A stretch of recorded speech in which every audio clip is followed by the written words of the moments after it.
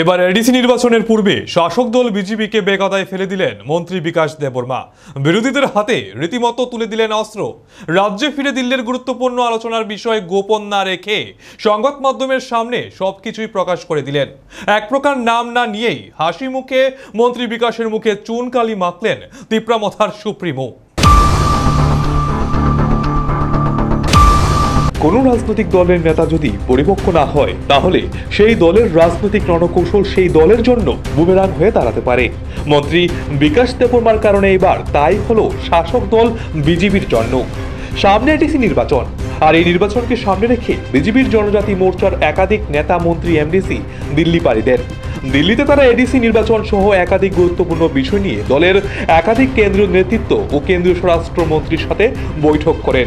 দলের কেন্দ্রীয় নেতৃত্বরা এডিসি নির্বাচনে দলের রণকৌশল কি হবে তার রূপরেখা ঠিক করে দেন। সাধারণত যে কোনো রাজনৈতিক দল তাদের রণকৌশল গোপনে রাখে, কারণ বিরোধী পক্ষ সেই রণকৌশল আগাম জেনে গেলে ফায়দা তুলে নেবে। কিন্তু মন্ত্রী বিকাশ দেববর্মা দিল্লি থেকে রাজ্যে ফিরে এসে দলের রণকৌশল ফাঁস করে দিলেন। দিল্লি থেকে রাজ্যে ফিরে তিনি সংবাদ মাধ্যমের মুখোমুখি হয়ে জানান, দিল্লিতে দলের সর্বভারতীয় সম্পাদক সহ কেন্দ্রীয় স্বরাষ্ট্রমন্ত্রীর সাথে এডিসি নির্বাচন নিয়ে আলোচনা হয়েছে। এডিসিতে সরাসরি অর্থ প্রদান সহ 125তম সংশোধনী নিয়েও কথা হয়েছে। মন্ত্রী বিকাশ দেববর্মা এডিসিতে সরাসরি অর্থ প্রদান সহ 125তম সংশোধনীর বিষয়টি এক প্রকার ঘোষণা করে দেন। বেলায় হামবাय যত মিডিয়া রङ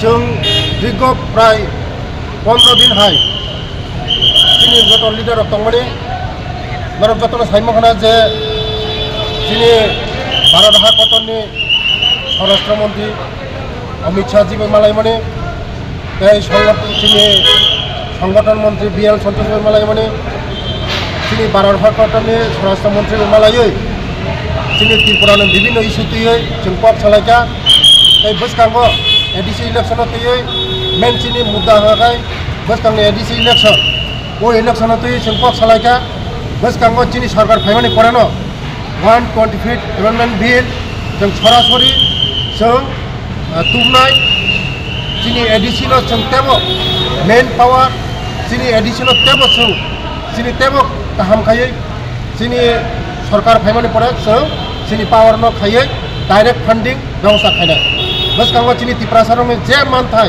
चीनी त्रिपुरा में दीर्घ 35 बছর বামফ্রন্ট সরকার এই দীর্ঘ কংগ্রেস সরকার যে মায়া দंमोन चीनी त्रिपुरा जे बंचित माने जों ताबो चीनी त्रिपुरा गोजौनि लामा दिगे थांदोंगो चीनी बरफ दीर्घ दिन बरफ जतन साइमने मेडिरक चीनी बरफ मासाया मानुंगिया लामा करुई तै करुई न करुई हुक करुई चीनी सरकार फाइमानि परे चीनी बर रंग बागै लामा गाहाम खायका दैनि व्यवस्था खायका स्कुलनि व्यवस्था खायका चीनी त्रिपुरा रंग संताबो बेयावनो लामा दिगे थांदोंगो आबनो चीनी बसकांगो जों एडिसि फाइमानि परे चीनी 125तम बिल जों चालू खायनाय बसकांगो एडिसि मेन चीनी मुद्दा बसकांगो चीनी एडिसि निर्वाचन जों बर'तरिका बसकांगो चीनी स्वराष्ट्र मंत्री चीनी अमित शाह जी जों बसकांगो जों एडिसि इलेक्शन फाइमानि परे चीनी 125तम बिल जों चालू खायनाय बेलाय बेलाय।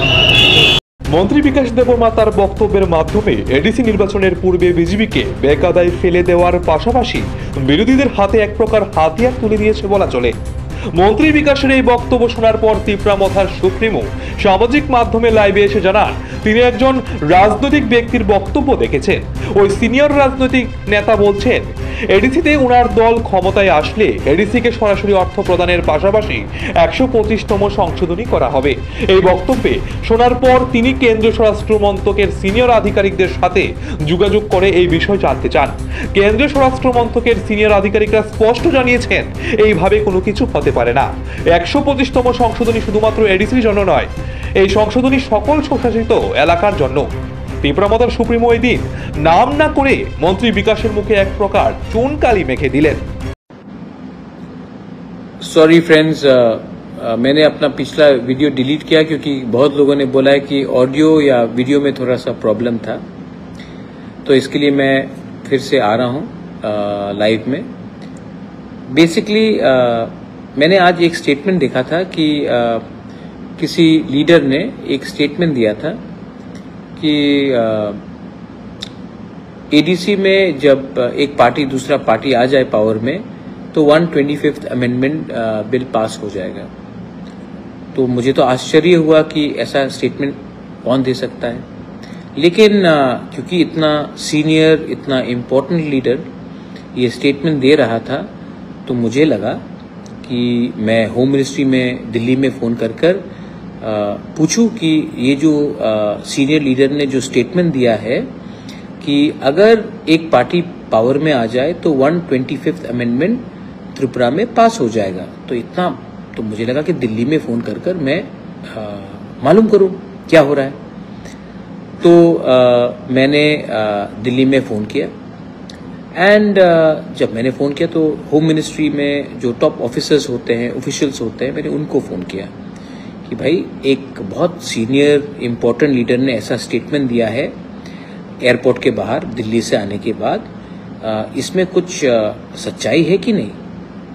तो होम मिनिस्ट्री के जो ऑफिशियल्स हैं ऑफिसर्स हैं उन्होंने कहा कि ऐसा कुछ नहीं है भाई। दे वर शॉक्ड। उन्होंने कहा कि अरे ऐसा कैसे हो सकता है, ये तो सिर्फ त्रिपुरा के लिए नहीं है, ये तो बोडोलैंड के लिए है, कार्बी आंगलोंग के लिए है, दिमासा हसाओ के लिए है, चाकमा डिस्ट्रिक्ट काउंसिल के लिए है, लाई के लिए है, लारमा के लिए है, खासी हिल्स के लिए है, गारो हिल्स के लिए है, जयंतिया हिल्स के लिए और टीटीएडीसी के लिए है। तो ये सिर्फ त्रिपुरा के संग कैसे हो सकता है, बोडो के लिए है। तो मैंने कहा, उन्होंने तो एक स्टेटमेंट दिया, तो इन्होंने कहा कि ये तो एकदम मतलब कि बेबुनियाद स्टेटमेंट है, आप इसको सीरियसली ना लें।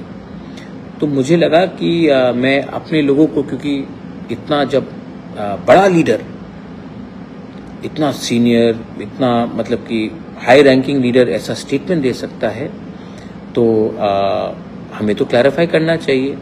तो मैंने ये बात उनसे दिल्ली से बात करके मुझे लगा कि इतने रात में भी आपको क्लैरिफाई कर दूं कि ये इलेक्शन से लिंक नहीं है और ये जो 125th अमेंडमेंट बिल अगर कभी भी लागू होगा तो सिर्फ त्रिपुरा में नहीं, एक दिन एक संग एक ही टाइम पूरे नॉर्थ ईस्ट में 10 डिस्ट्रिक्ट काउंसिल में लागू होगा। तो आई थिंक दैट, और दे वर शॉक्ड, उनको भी लगा कि ये ऐसा कौन, आप मजाक नहीं कर रहे हो। मैंने कहा नहीं, मैं मजाक नहीं कर रहा हूँ। होम मिनिस्ट्री के ऑफिसर्स को मैंने कहा मैं मजाक नहीं कर रहा हूँ, आप ये देख लीजिए, उनका ये स्टेटमेंट है। तो वो भी बोले कि नहीं नहीं, ये तो बहुत मतलब कि रॉन्ग स्टेटमेंट है और आप इसको सीरियसली मत लीजिए। तो बस मुझे लगा कि हमारे जो तिपरासा हैं, जो बहुत लोगों को लगता है कि हमारा जो तिपरासा है ना, ये बहुत मतलब कि जो 1970 का जो तिपरासा था, 1980 का जो तिपरासा था, जो गांव में रहता था, जो 1990 में था, वो मतलब कि जो एजुकेटेड नहीं था, जिनको कुछ मालूम नहीं था क्या सही है क्या गलत है, बहुत लोगों को लगता है कि वो तिपरासा आज भी 2025 में वैसे ही तिपरासा है। लेकिन मैं इन लोगों को एक बात बोलना चाहता हूँ कि आपको शायद लगता है कि तिपरासा बेवकूफ़ है, पहले जैसा मासूम है, नादान है, उनको मालूम नहीं है।